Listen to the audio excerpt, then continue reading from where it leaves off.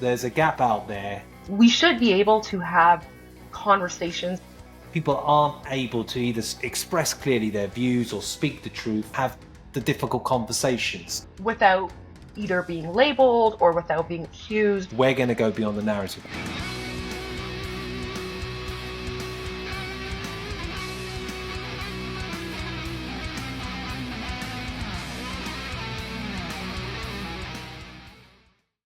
Welcome everyone to Beyond the Narrative, the Johnny and Goldie show. So I'm in London and you're in Toronto.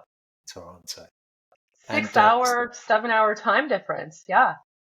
Yeah, well, it's nice. It's bleak and dark and grey here in the UK. 6 months. You know what? It's nice and sunny here right now. I would say sorry, but sorry, not sorry.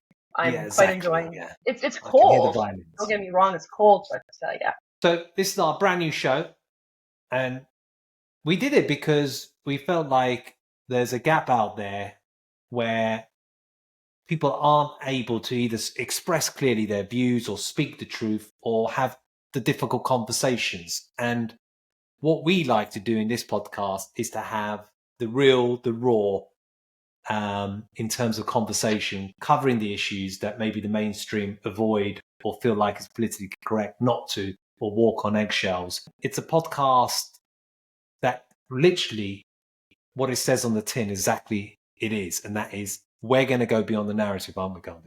When you look at politics in general, there seems to be a particular narrative that the legacy media or certain people who are very, very extreme on both sides of politics like to take.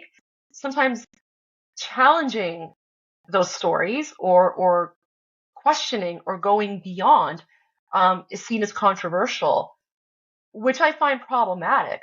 We should still be able to have conversations, even with people we fundamentally disagree with, without being attacked, right? And I find that's a lot of the toxicity in politics these days. And Johnny, we're seeing it with the most recent elections in the United States. I don't know if you've seen those videos of certain people who are upset that Donald Trump got elected. I can't believe Trump's actually going to win this fucking thing.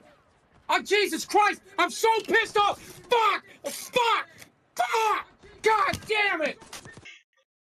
They're posting videos of themselves like screaming. I'm fucking feral today. Feral!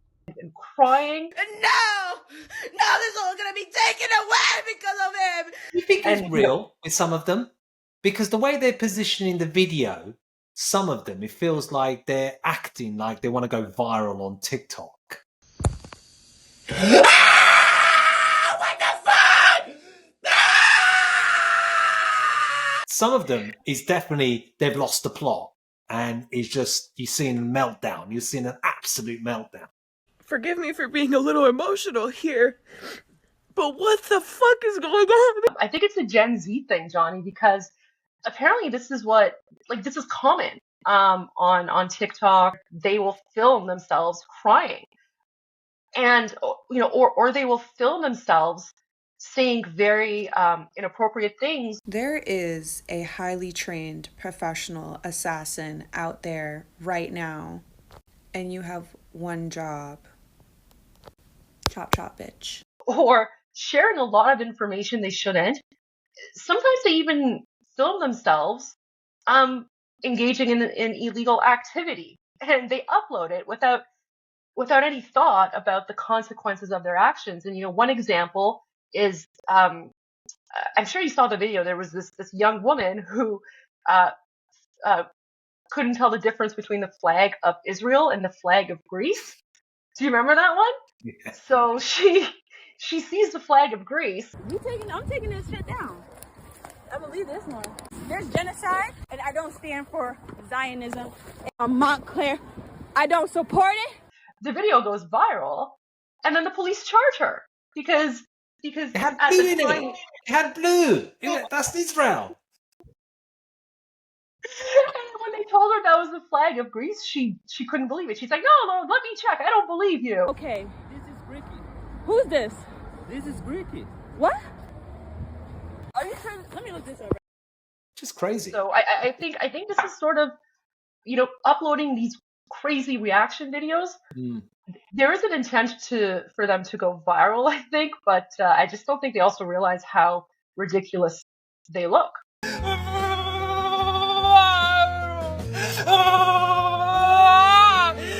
He cheated! He cheated! And people do like dumb shit. That's the reality. You can do like content and you spend a lot of time with it and it's thoughtful, it's impactful, it's insightful, and you think, yeah, this is, good.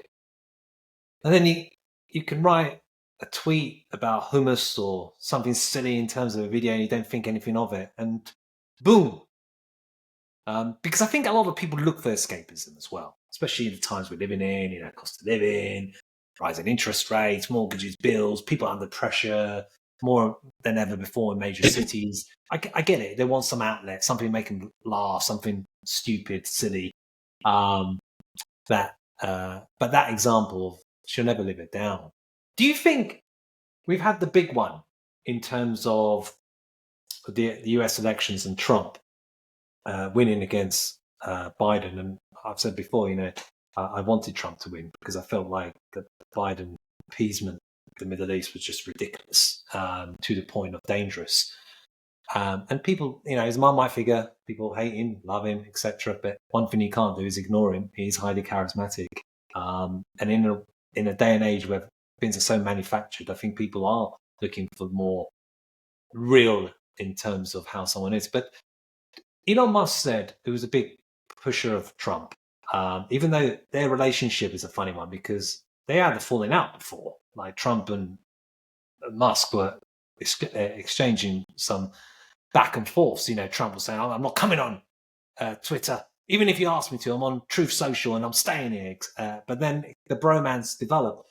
But he said in his tweet that legacy media is dead. Welcome to citizen journalism. This is the new reality, whether you like it or not. Do you agree?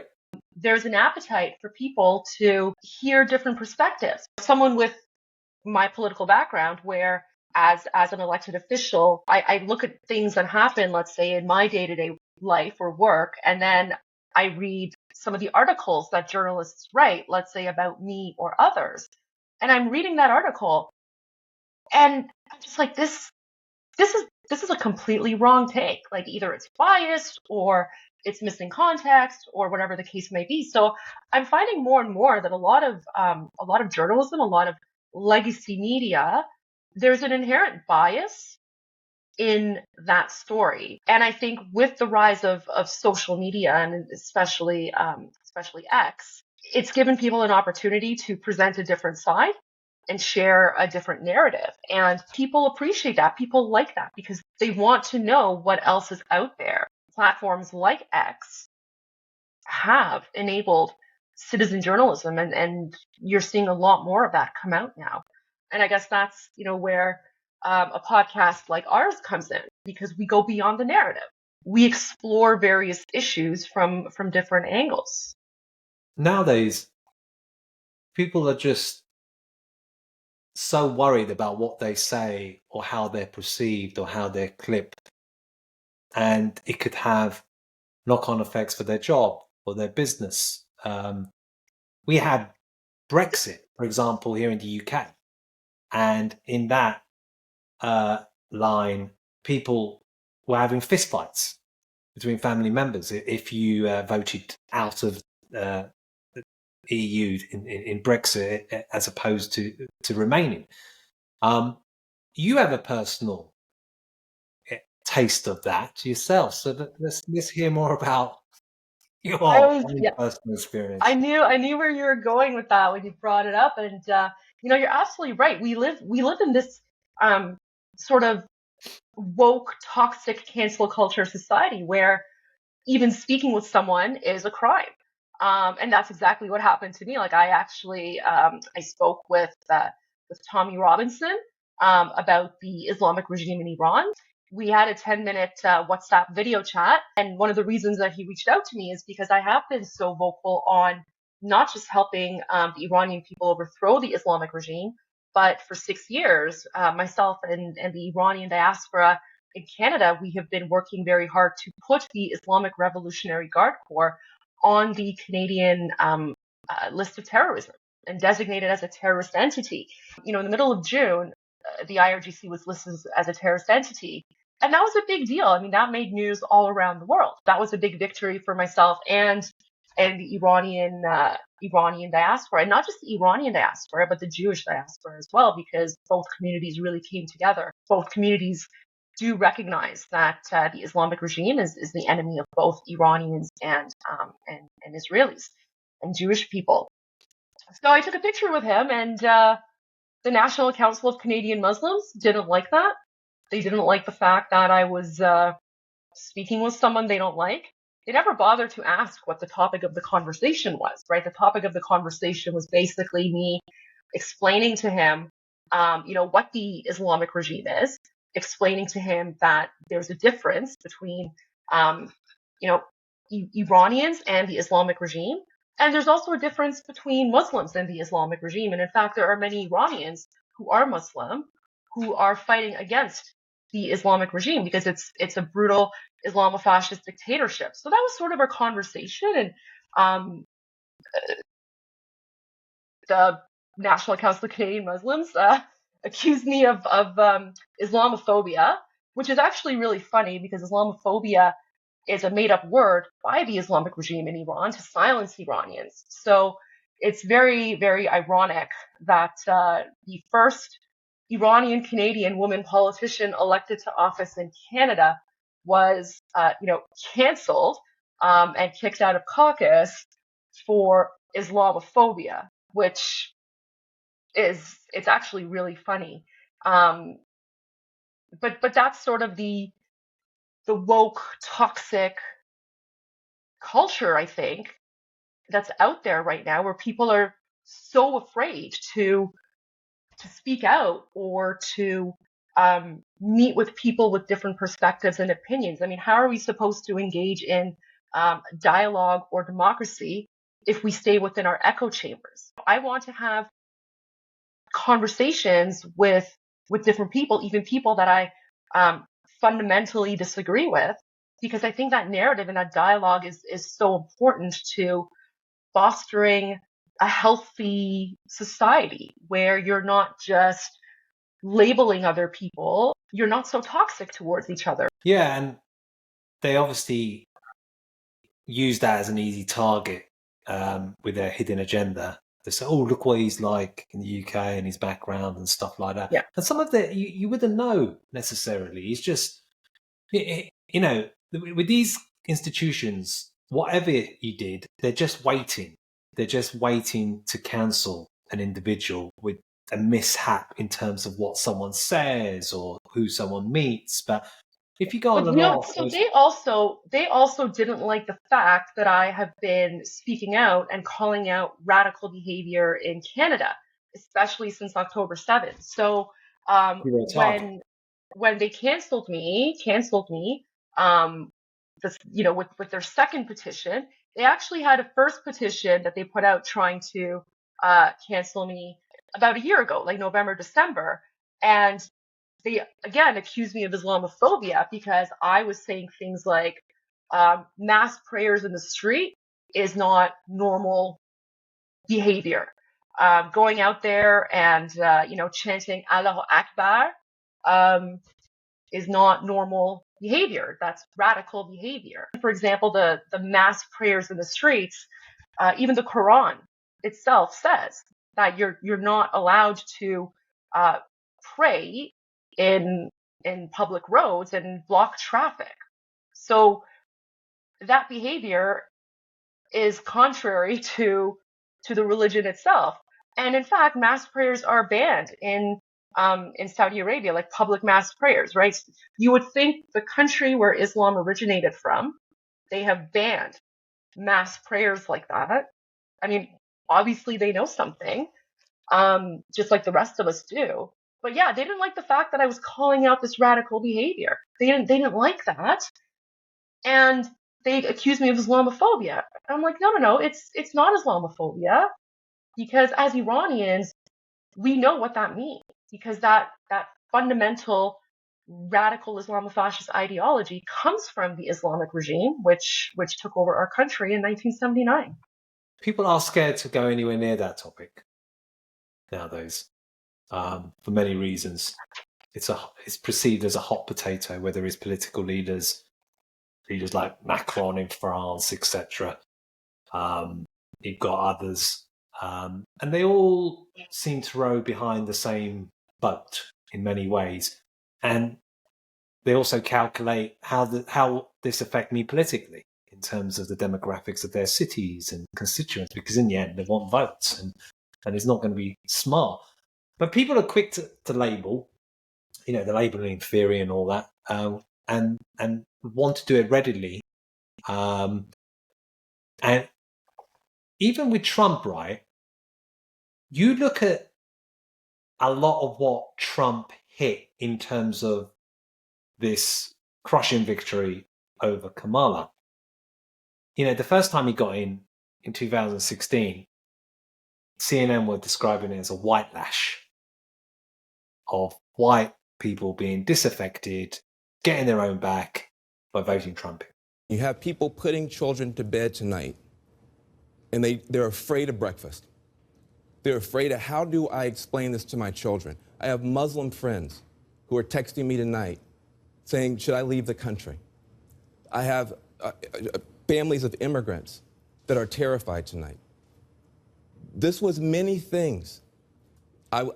This was a rebellion against the elites. True, it was a complete reinvention of politics and polls, it's true. But it was also something else. We've talked about race. We've talked about everything but race tonight. We've talked about income. We've talked about class. We've talked about region. We haven't talked about race. This was a white lash. This was a white lash. This was a white lash. This time round, you've had the Latino vote come in. You've had other demographics in terms of even the black vote, which he did better with. But you look at a lot of his policies, he's hitting areas of what the left thought they owned. Minorities, the working class man and woman. Whereas his policies in terms of America first, in protecting certain industries, in making sure people have got their jobs, etc., would have been policies that the left would have said, we own that. You should be more to the right. So sometimes, like you said, in terms of, we can be right of politics in certain instances, but you can be a different type in another instance, whether it's societal or other aspects. But people want to be boxing you in, pigeonhole you in. You're this. The challenge with the left is that they have gone so far left that they now think anyone who is in the center is far right, because the perspectives and the the policies haven't changed. It's just the left has gone so far left, and one of the reasons I think that a lot of people voted for Trump is they just got fed up with being labeled as far right. How do I put this without being controversial? But I guess it's controversial, or maybe it is, maybe it isn't. But I'm going to put it out there. I can't be canceled a second time because I'm already Islamophobic. One of the big issues for a lot of women who voted for Trump, for example, is that they were very concerned about men being able to use women's bathrooms or men participating in women's sports. And you would think that shouldn't be a controversial topic, because ultimately, even if, let's say, someone identifies as a woman. Take it from somebody that used to be a man. You got boobs. You got a vajayjay. Guess what, honey? You own them. Trust me, they want it. If biologically or genetically they're not a woman, in sports, for example, that's not fair. And so a lot of women voted for Trump because they feel threatened that these spaces that have been created for women are now sort of being overtaken by men for various reasons. I think there are a lot of families out there who don't believe boys should play girls' sports. They're not boys. I'm not going to listen to transphobia at this table. I am not going to listen to you call a trans girl a boy. Are you going to allow me to finish my explanation? When you use a word that's a slur, I'm going to interrupt. That's not how it is. They're not boys. They're not boys. They're not playing girls' softball. I'm not going to sit there and listen to that. Let's try to talk about this in a way that is respectful. Okay, so let me rephrase this since I'm being targeted here. I don't. Just to be clear, you are not being targeted. I am, but it's okay. I'm specifically saying that I know that you are not intending to be transphobic. He should know that I'm not. But he wants to sit here and calling you transphobic. I'm saying you're using a phrase that you know. So the way regular people interpret it, that's not regular people. That's not regular people. There's no consensus that these are actually boys. This whole thing about trans girls is a canard. We're talking about a tiny, tiny sliver of the population. That may be the and we're using that but my point in terms to take away healthcare from thousands of people. Hold on, just get to your point. My point in terms of its effectiveness. Regular people with children look at these things and they say, you know what, this is a bit too far. I do not agree with this. I don't like this. I think Democrats are going way too much to the left on social issues. They're uncomfortable with it. A lot of people believe that. A lot of families believe that. You may disagree with that reality, but that's why Republicans kept running those ads over and over and over again, because they saw the metrics suggested that they were working. In those ads over and over again and using rhetoric like you just used, saying this is boys playing girls sports. First of all, we're talking about 5 people in the entire country. You would prefer? We're talking about trans girls being allowed to play with the people who are in their gender. And this wasn't an issue 10 years ago. This wasn't an issue when it wasn't in your face, is what I'm trying to say. But now, where it's come to a point where a woman is accused of transphobia just because she says, I don't want to compete in a sport with a man, right? Like it's like you're pushing people. Boxing example, didn't we? Yeah, exactly. Well, that was in the Olympics, right? Iman Khalif, and that person won the gold medal in women's boxing. And I don't know if you know, but the news just came out a couple of days ago that person is genetically male. Their chromosomes are XY chromosomes. And the genetic defect that Iman Khalif has is something that only biological males can have. So you literally had a biological male participating in women's boxing and arguably stealing the gold medal from the boxer who should have received it. But even as you speak about it, and even if the podcast being described as Beyond the Narrative, you can even tell with your voice as you're navigating this difficult conversation, because there's so many kind of headlights ready to catch in terms of what you're saying or how you position it, and this is the problem that we're in, because a lot of these conversations get spoken about behind closed doors or underground, or they manifest when they have the opportunity to do so, like, for example, an election, and people wonder, where did that come from? Because I think we've gone to a point where we've gone extreme in a lot of ways, where the left act as the thought police, where they are somehow morally superior in terms of what they're coming, how they're coming. You should think like this, you should act like this, you should talk like this, you should associate with this, and if you don't, you really are the worst, and you really are the pits. And they've appointed themselves as the arbiters of what is moral and what is just and what is good. Yeah, you can't preach tolerance and then be very intolerant of those that have a different viewpoint, and that's the problem.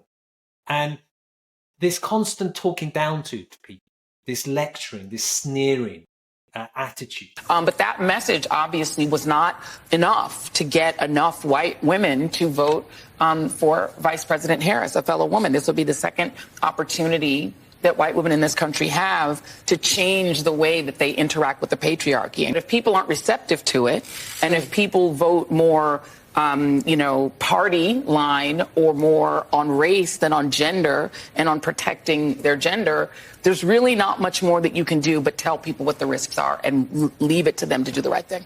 And don't get me wrong, there are people out there, they can be off the charts, or they can be totally clueless, or damn right offensive, right? There's a difference between it being offended and being offensive. I could be offended to something, but it doesn't make it offensive. But they can be offensive. But generally speaking, I think when people have an opportunity, as Brexit did, or whatever, when they want to stand two fingers up the establishment and say, actually, no, I don't want that. I don't want to be typecasted that. I don't want maybe my kids to be educated like that, or to have that. I'm all well and good. People live your life, everything else. But don't force it down my throat. Don't tell me how to live my life, right? And that's what they said about the Latino vote, for example, because there was an assumption in the US elections that they would go to Kamala.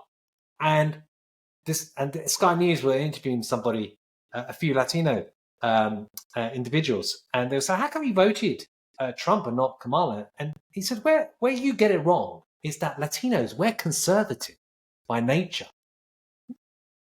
And people don't get that. Do people blame Joe Biden for not helping them enough? And why do you think it is the Democrats that are being punished for the difficulties in the economy? We see differences between prior presidents and these presidents today.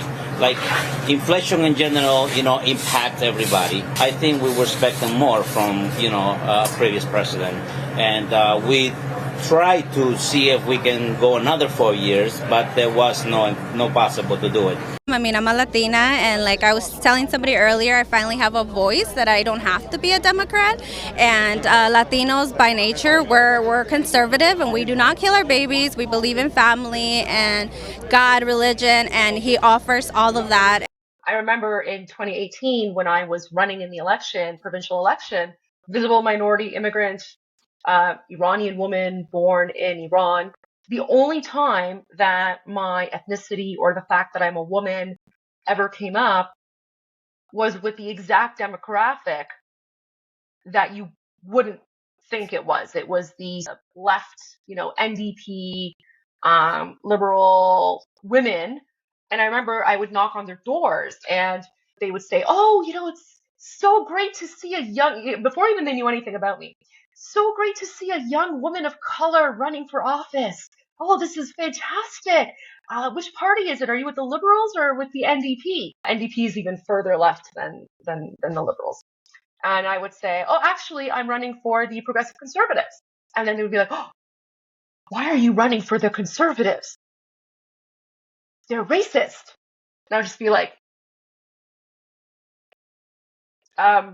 you're the one bringing up my skin tone and the fact that I'm a woman, not me.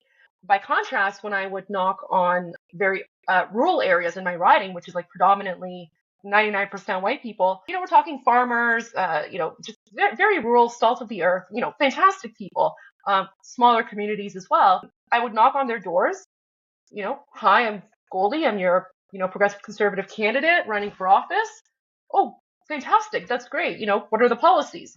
Or sometimes they wouldn't, if they're PC voters anyway, they would say, oh, fantastic, put a sign up. But none of them ever asked me, what's your ethnicity? Woman. Like they never commented on that because they don't care. What they care about is what you can bring to the table, not what you look like. I think that's one of the reasons as well Kamala failed. It was the same sort of campaign that Hillary had, this sort of like, I'm with her. I'm voting for her because she is a woman. I've ran 2 successful election campaigns in predominantly conservative rural areas. Never once campaigned on that because literally no one cares. What resonates with people is what you can bring to the table. And the fact that the left continues to create this narrative of identity politics, people are sick and tired of it and they don't want to be labeled. You don't own any particular group. You don't own visible minorities. You don't own immigrants. People have their own set of values and customs and beliefs and political stances. And if you want to get someone's vote, you have to resonate with them on a policy level, not on a, oh, you're an immigrant, I support immigrants, vote for me, right? That means nothing. People want to know what you can do to improve their lives. Well, some of them don't get it though. I heard some people on the Democrats saying, well, if 143,000 people had voted differently, spread out in the right areas of the swing states, we would have won. And this delusion kind of aspect of just reinforcing their own nonsense is part of the problem, because, the Democrats now are not the party of Bill Clinton, are they? It's a different type of animal altogether. And even myself, like, I've never been tribal as such. Like, I would probably be described as maybe a floating voter sometimes. Like, I would vote for more of a leader and the policies. I didn't come from You're a swing voter. You're a swing voter. Yeah. And you know what? The vast majority of people are, like, over 50% are typically swing voters, which is how it should be. Yeah, because I've got friends like grandparents have been Labour, parents have been Labour, they're Labour. It's expected, and if you don't, it's like terrible thing. I remember the first time I ever voted, and I did it. One of the policies was student loans, and it was Tony Blair. He came in as this charismatic individual. I was 18, 19 at the time, and he was like a breath of fresh air. We had a lot of the Conservative Party. John Major was seen grey and out of touch and everything else. It felt like there was that saying of the Labour Party, a new dawn has begun, but Tony Blair, really, he could have been in the Conservative Party, right? He just happened to be a Labour leader, Conservative with a small c. And now we've gone from that to the problem I find is when Kwasi Kwarteng, the Chancellor under Liz Truss, the Conservative Party, that debacle that ended up putting mortgage rates and everything else up and up and up with that budget, one of those iconic things that will go down in history, one of the shortest living prime ministers of all time. He was getting some disparaging remarks, even though being the first black chancellor, as being a sellout to his background and everything else, and all of these kind of comments. That's what gets me sometimes. So I remember when I was running in 2018, there were only 3 Iranian politicians elected in Canada, and all 3 were with the Liberal Party. So I know in 2018, Iranians sort of had this, oh, we vote Liberal type of thing. So I remember when I decided to run for the Progressive Conservative Party, because, I'm a small c conservative, like my values are, center right. I remember, for like very little support from the Iranian community, in fact, none. And I would have like certain people call me and say, why are you running for the Conservatives? Iranians are liberal. You should know that. You should run for the Liberal Party. I want to connect you with so-and-so so they can sit you down and educate you on why Iranians are liberal. And I was like, thanks, but no thanks. I know what I'm doing. I know where my policies stand. Fast forward 6 years later, now in Canada, it's the exact opposite. The vast majority of Iranian Canadians are now conservative. Not because their ideologies have changed, but because they've realized that the party that aligns most with their values and beliefs is the small c sort of conservative type party.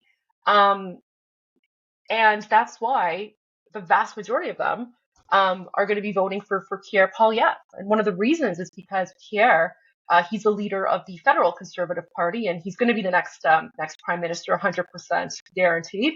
Pierre Poilievre, when he was going after Justin Trudeau on why he hasn't put the Islamic regime on the Canadian terror list. Is the IRGC a terrorist group? Yes or no? We have recognized that Iran is a state sponsor of terrorism. We continue to move forward in holding the IRGC to account. We don't need drama. We don't need acting. We need action. This group killed 55 Canadian citizens.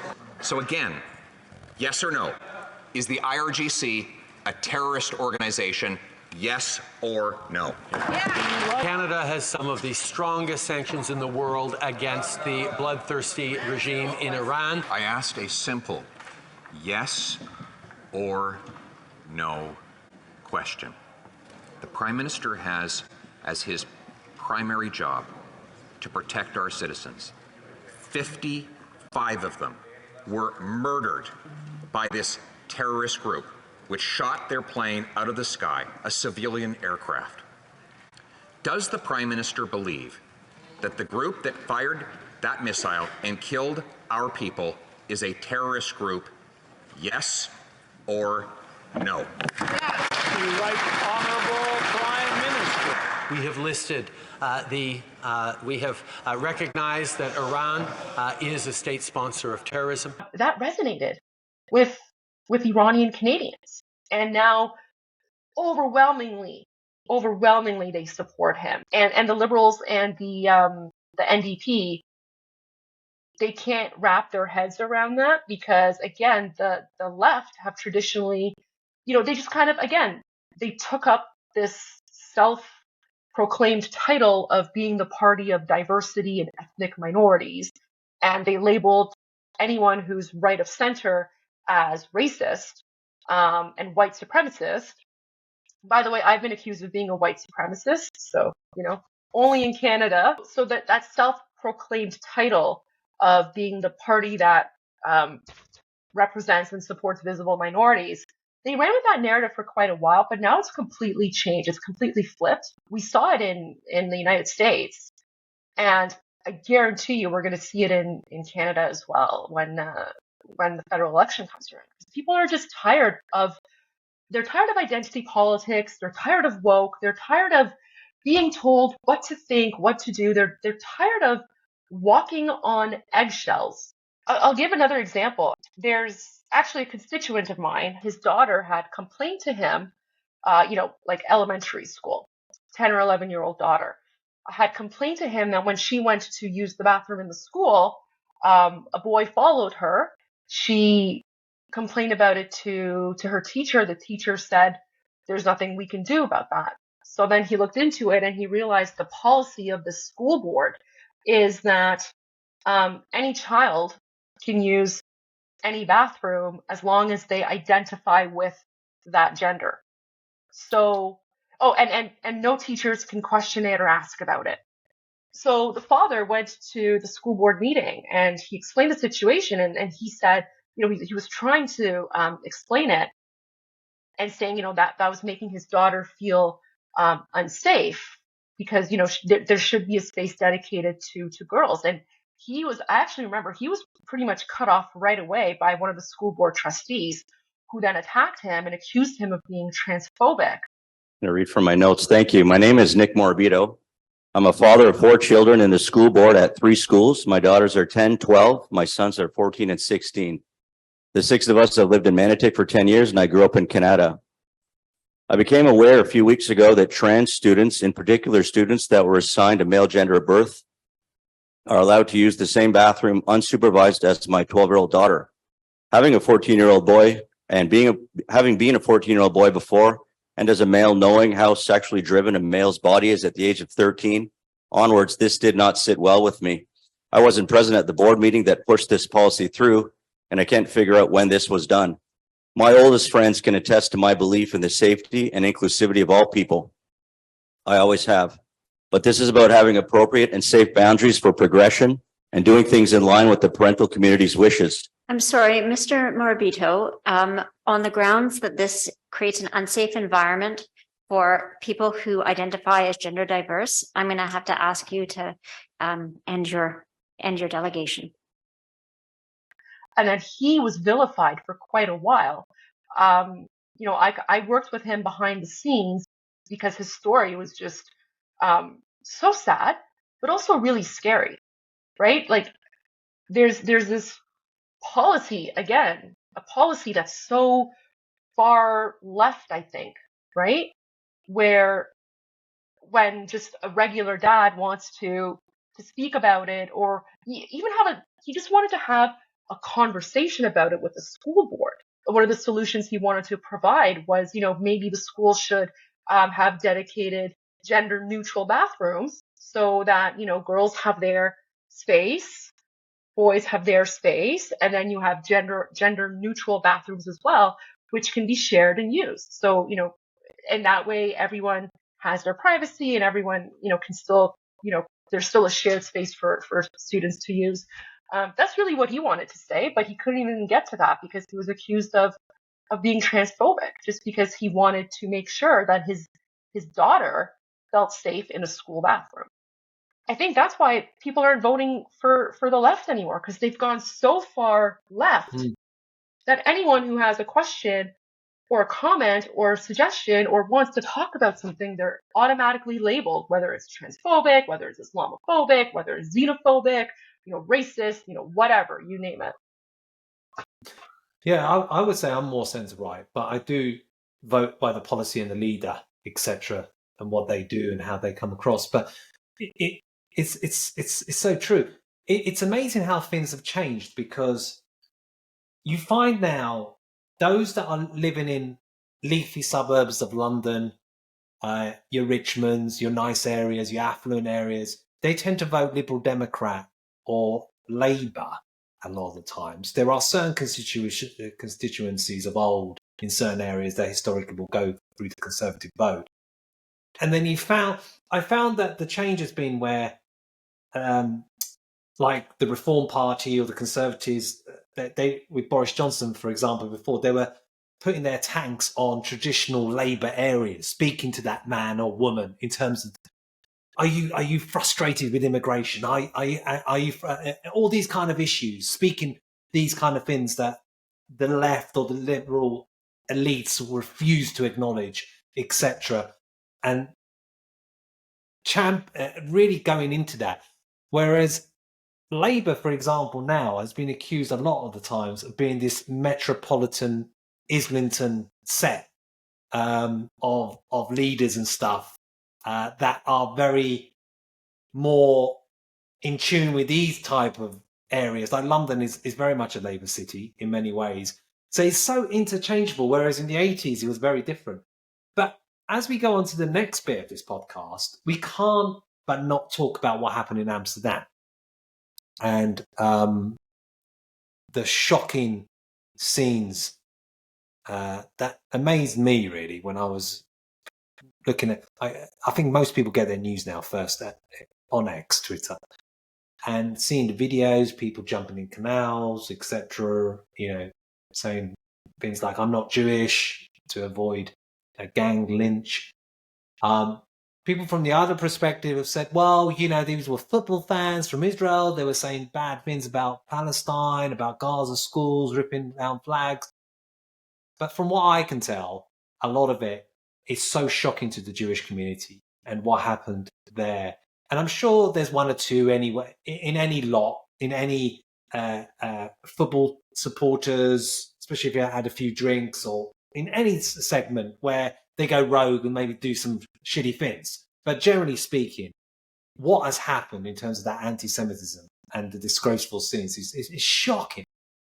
The challenge with, how do I frame this? So I think that this horrific, violent attack against Jews in Amsterdam happened. I mean, it was basically a pogrom.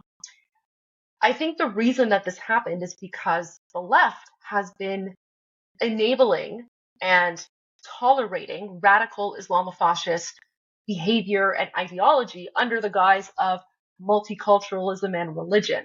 And, when people like me try to speak out about it and call out this radical behavior were accused of Islamophobia or xenophobia or racism or whatever. I mean, any label you can think of, I've been called by the radicals.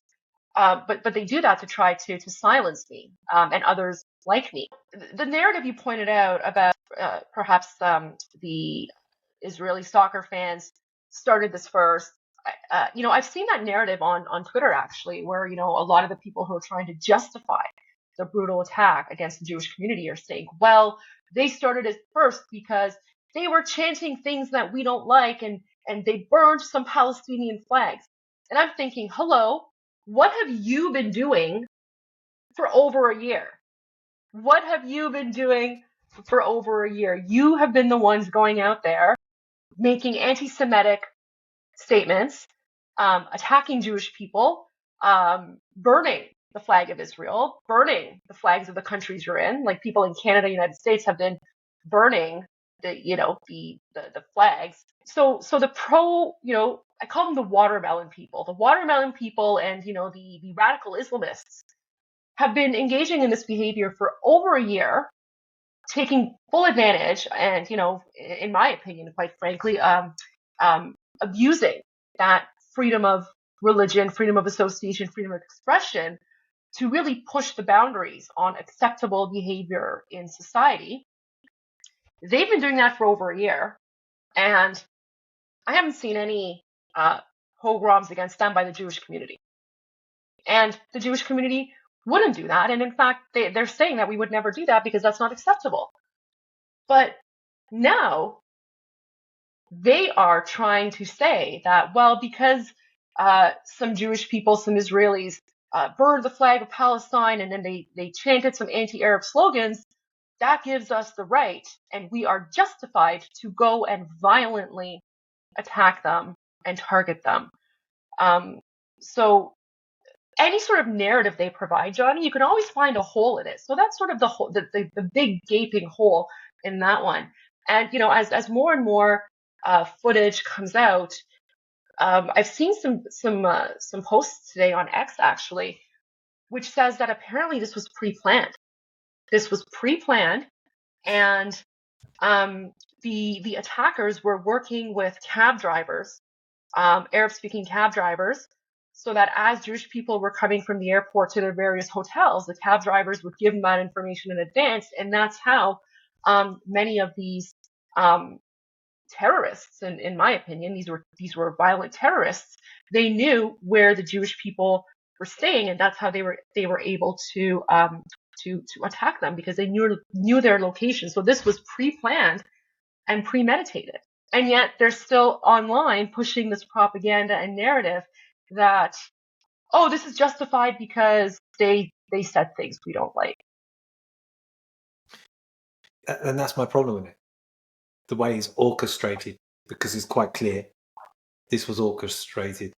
The way they were getting hold of Jewish people or perceived to be Jewish people and asking for their passports, etc. This was not a spontaneous thing. You're not that well organized as much as you are. All of them covered up as well. Usually football fans, they're going at it, etc. Usually there's alcohol involved and something does kick it off and there's a spontaneity about it. Sometimes it's prearranged where football... But these weren't football fans. The ones attacking them weren't football fans. No. My understanding is that... whereas the Jewish people there, a lot of them were coming for a football match. They were right. Football. But my understanding is even, the people who support that particular team, like usually, especially in Europe, in football, there's, fights and things like that. But some people were saying that actually the Tel Aviv, I guess it's the Maccabi Tel Aviv team, they're loved by all other football fans. So whenever they come and their fans come, it's actually more of a celebration regardless of who wins, because the Israeli fans have a good relationship with all the others, and some were posting videos to show that. But these people who were attacking the soccer fans, they weren't from the other team.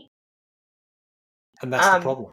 Yeah. And that shows the addictive nature of it. And the legacy media as well is avoiding the real narrative. Like there's, the CBC here in Canada, which is basically the Canadian version of the BBC. So their headline on the story is Israeli football supporters and Dutch youth clash near Amsterdam Central Station. Yeah, well, and that's part of where people's disillusionment kicks in. This is where part of people's mistrust kicks in terms of institutions, in terms of media, everything else that, I can't trust what they say because of this spin and narrative rather than just saying it for what it is. But it was clearly premeditated. It was organized. They were on a mission. They knew they were coming regardless. And this was not, like I said, football hooligans. A lot of football hooliganism came from the United Kingdom. It was perceived by the Europeans as the English disease moving around. And yeah, they would prearrange fights at a pub. I'll meet you down there, Millwall. Is that what you do, Johnny? Every time there's a football match, what's your team? Yeah, they would say, "Right, I'll meet you down there. Let's have it. Let's have it." And they would have a proper cluster. But like you said, when there's nothing like that, it's just purely down to coming from a country and a society in terms of being Jewish and from Israel. But it was shocking. And Johnny, sorry, just another quick thing I just remembered. Kind of goes back to what we were speaking out in the beginning of our space when we were speaking about people uploading videos of themselves. We're seeing this footage because the perpetrators of these violent attacks are filming themselves doing the attack, kicking Jewish people, even when they're unconscious, still kicking them and swearing at them in Arabic. And then they're uploading the videos themselves. It's as if they are proud of the fact that they are engaging in this violent, savage behavior. And it's no different than how Hamas behaved on October 7th, Hamas terrorists, when they engaged in, the most brutal genocide of Jews since the Holocaust. They filmed themselves doing it and they uploaded it and they were proud of it. So we're seeing literally that same mentality, that same terrorist Islamofascist ideology in Europe. And no one's calling it out. No one's even speaking about that. Like how is what they did any different than Hamas? I mean, thankfully, thank God, no one lost their lives. People were badly injured. People were missing for a while. Israel had to bring in 2 planes to take everyone home and get them back to safety. But they were out there with the intention to not just violently attack, but to humiliate and possibly to even kill. I mean, you saw people filming themselves driving a car running over Jewish people and laughing about it and uploading it. I mean, that's sick mentality. Absolutely shocking. It really is. And alarming. But we actually talked about this on a space that we did. For those of you who may not know me, actually, I'm half British, half Iranian, just in case to say, who does this guy think he is, talking about topics, etc. That's why you can't judge a book by its cover, folks. We did a space on this last night, in fact, on Twitter. So for some of you may not know, Twitter has a live social audio element to it where you open up a space, people have a discussion and a debate. It's moderated. It's like a futuristic version or the modern version of Question Time, but raw and real with people from all over the world. And we talked about this very topic, didn't we? And we're going to show you something right now in terms of some of the key highlights of what people were saying about what happened in Amsterdam. I've lived in Netherlands. I spent a substantial part of my life in Europe. I've done a detailed brief on this. Attacks in Amsterdam are not representative of the Dutch population. The Dutch population overwhelmingly have been very supportive of the Jewish community. In fact, Amsterdam is one of the most multicultural cities in the world. There is a particular network called Hofstad Network. It primarily operates from Rotterdam and other parts of Netherlands and has been a radicalization center for predominantly the new converts to Islam. And these are the Islamist radicals who have been, also, if you remember that during the ISIS times, 300 to 350 of them were recruited from Netherlands to join Iraq. These groups have been implicated in multiple terror incidents. They do not represent, and I repeat, they do not represent the Netherlands or the European community. You know, I'm also based in the Netherlands. When I look at the whole period since October 7th, but also years before, it's only now, I think, that we see it fully out in the open. The upside is the masks have fallen off. The downside is that a lot of people feel like, hey, I can just say what I want and do what I want. What do you think motivated this, and how do we as a global society try to fix this? You know, often football matches, when you see violence, it is often between people that are fans between the different clubs. But here, you had two teams playing against each other who are just very close and very friendly. I mean, there are very good and positive relations between Ajax Amsterdam and Maccabi Tel Aviv. So they were looking forward to like this evening of just enjoying the sport and enjoying the camaraderie. What motivated it, in part, I think, the conflict, and in part, the widespread anti-Semitism among many of the migrant communities in the Netherlands, especially if you look at the main groups that were active last night, some directly from the Middle East. From what I've seen and heard, they were also making up the bulk of the people who were attacking the Maccabi Tel Aviv fans. But then you come down to the cultures that they come from and the poor integration and still holding on to those anti-Semitic views and being upset about a conflict a few thousand kilometers away and just wanting to lash out and seeing a chance with Israelis close by and seeing a chance to directly hurt Israelis because normally you can't. And also seeing a chance because you have a government who, in general, over the last couple of years, have shown to be all talk and no action, at least in my view. Can you, like, openly in Netherlands, just in your support to Israel, to say to, you know, people and everything else, yeah, I support Israel, I stand by Israel in Netherlands, or are people a bit concerned? There are plenty of people in the community who do not feel safe. And there's even official advice not to be visibly Jewish at the moment. That is the threat level since October 7th. Wow. That's unbelievable, isn't it? To have official advice to not be visibly Jewish. I mean, I can't even fathom someone saying to me, for example, don't be visibly Iranian. yeah, it's mad. But having to hide the fact that you're Jewish, I think, is unacceptable in any society. And you would think in a society or in a country like many European countries who went through World War II,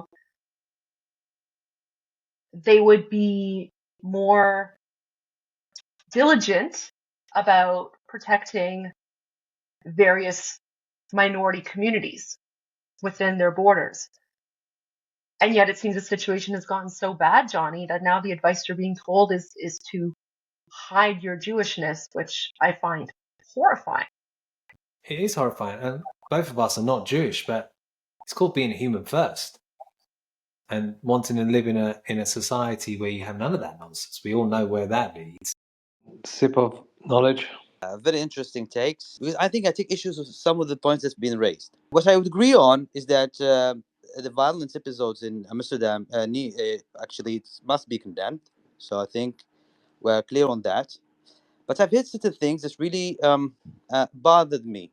things about natives or non-natives, I mean, it's two steps away from saying Aryan Dutch people and non-Aryan Dutch people. At least it sounds that way. Notably coming from a Jewish Dutch, it sounds that way. Talking about the natives, making this difference between the natives and non-natives, and also that idea that is very recurrent about their culture, their civilization, our civilization. You talk about it as if it were a fact. If we want to create cohesion, if we want people to really embody cohesion and peace in any society at all, I think we all have interest in building bridges, and I mean, it doesn't negate the fact that people could criticize and could be very frank about their critique. But I think, what is a critique if it is not made before the people that are targeted by it? The Jews have suffered from prejudice all over the place. That's also a fact. So that's something that we cannot negate. But I don't like the feel of this competition. Like, oh, look, these guys are better than these guys. Because actually, as a matter of fact, the history by itself, this proves that. I mean, like, there has never been something like, in absolute terms, over the 2 millennia, some group of people having been worse on that ground than other group of people. I'm sorry, I'm going to stop you. It's very important to make clear that not all Muslim people harbor these, malicious views, right? Muslims are not a monolith. And there are extraordinary Muslim Americans and Muslim Dutch people, people who now live in Europe, who wouldn't dream of engaging in this pogrom, right? But the fact of the matter is that it's happening, right? It wasn't, some random French person who hurled Sarah Alimi off of a balcony. There is a problem. And I think we have to have the moral clarity and the moral courage to acknowledge it and to speak about it, and to be very careful to do it in a way that does not malign an entire demographic. I have not heard anyone here doing that. I've never heard the hosts doing that. But I really have to say, I sort of bristle at being told to hush. No. We mustn't have that conversation. It's no. Guess what? We're going to have the conversation. Yeah, that's the total opposite of what I've said. I've said that conversation, and any conversation, I'm not shocked. I don't shy away of any conversation. But that's a conversation that you need to have with the Muslims. Don't talk in the backs of the Muslims. If you want to talk about the Muslims, talk before them. Because, I mean, if you are in an echo chamber where you're applauding each other, I mean, is it a way of improvement? You have a criticism which is very legitimate. Either way, I have a lot of criticism regarding the pro-Israel movement as a whole. And I will be very happy to share my points of view, my perspective with pro-Israelis. I think the courage is to have that conversation with the people that think otherwise. It's not an echo chamber because you're here and you're expressing a divergence of an opinion. So I don't know where you're getting that from. Would it be fair to surmise that you're more sympathetic for the Palestinian cause as opposed to... Yes, I am. Okay.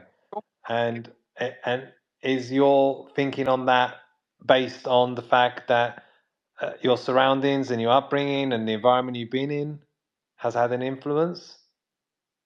It does have a part of, yeah. Okay. But we also had a voice from the Arab world who lives in Britain that was speaking from that perspective as well in the debate that we had on Twitter. So we'll just turn to that now. Nirvana, I'd love for you to speak in response to what Sip of Knowledge was saying and your own views. I am really surprised by Sepp because he said that we should talk to Muslim. We should talk to Muslim. Who should talk? This is a public space on X. If Muslim would like to join, they are welcome to join. I am a Muslim, Sepp. I am British Egyptian. I studied the Quran. I consider myself, I'm still practicing the Quran and practicing my religion the way my mom and grandmother have told me or have taught me the religion. And I will tell you, it's completely different than those thugs who were in Amsterdam throwing Jews in the river and not allowing them to come up until they say free Palestine. And I would like to ask you one simple question.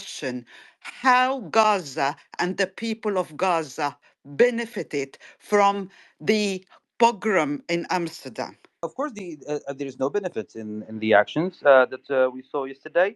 The same way when which is unfortunate as well. The same way when these people were the Maccabi fans were chanting the death of the children of Gaza in Amsterdam, that would not benefit pro-Israeli agenda either. So none. Okay, no. Listen, this is. Can you count since October the 7th how many Israeli flag was burned on the street of Europe and America in the name of in the name of Gaza? So, and how many times Israelis have burned a flag? So, one or two or 10 Israelis in a football match, where football match were known for hooliganism, burn a flag, and you compare it with systematic burning of the Israeli flag, not just around the Muslim countries, but around all cities in Western Europe since October the 7th till today.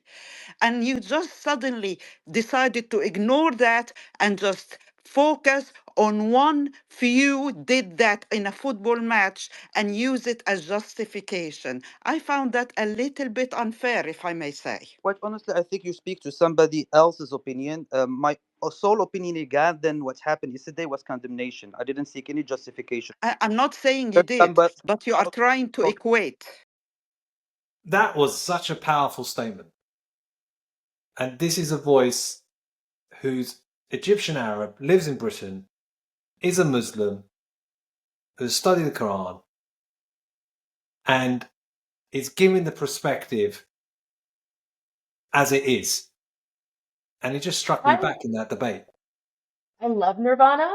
She always has such good input and insight, and I always get excited when she comes into one of our spaces because I know like she's not going to beat around the bush. She's not going to try to sugarcoat things.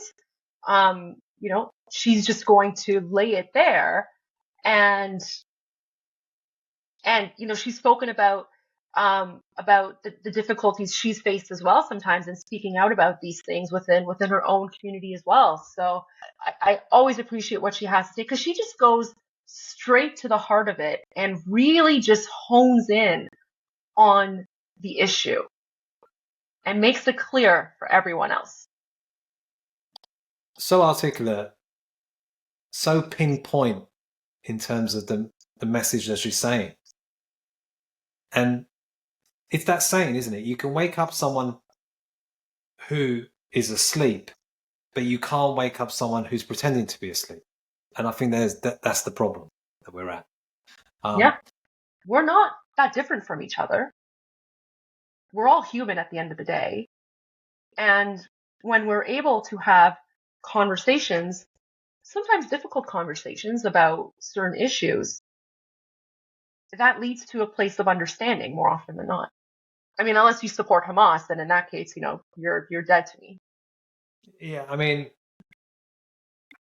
from ape man to spaceman, we're doing so many incredible things, but yet these kind of acts and these kind of behaviors, you can throw back the hands of time. And I just think for most people, they want to live a life where they can provide for their families, they have opportunity, they can earn money, they feel safe, they have the rule of law, they're able to enjoy the things they have in life, they're able to feel like their kids can get good education, they can live in a society. The key element of society is tolerance, but the problem is sometimes the tolerance can be reverse engineered for Machiavellian other type of agendas, and that's the safety valve that sometimes you have to close in order to preserve the societies that you develop. So we shall see. And I really hope, Johnny, that I hope that this is the wake-up call that the world needs, so that when people from the Middle East, not just Jewish people, but Middle Easterners from various countries who live in Western societies and who call out radical behavior when we see it, I hope this is a wake-up call to people who are not familiar with the Middle East, that maybe they're onto something. You know, maybe when Goldie, whose family escaped a brutal, radical Islamofascist dictatorship and came to Canada, maybe when Goldie says that, going in the streets and chanting Allahu Akbar while, burning the flag of Israel or burning the flag of Canada, sure, you might have the freedom to do it, but in a Western society like Canada, that behavior is so far beyond the scope of acceptable behavior within a well-functioning, peaceful Canadian society that it needs to be called out. Because there's a difference between tolerating customs versus tolerating radicalism.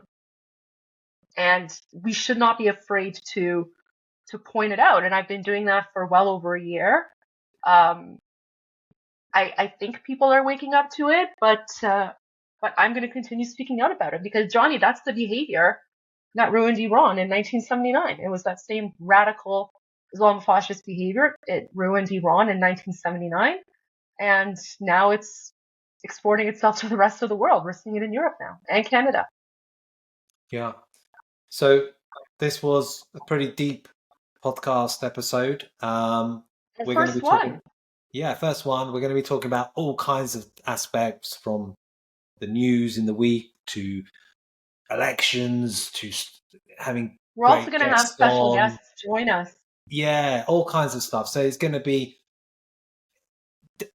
a truly global podcast that goes beyond the narrative, with so many different interesting characters and stories, and our takes on stuff, and our views and analysis. So if you do like what you're hearing and you'd like to subscribe, we'd really appreciate that to the channel. And at the very least, if you can press the fun like button, it helps a lot with the algorithm. But until next time round, this is Beyond the Narrative.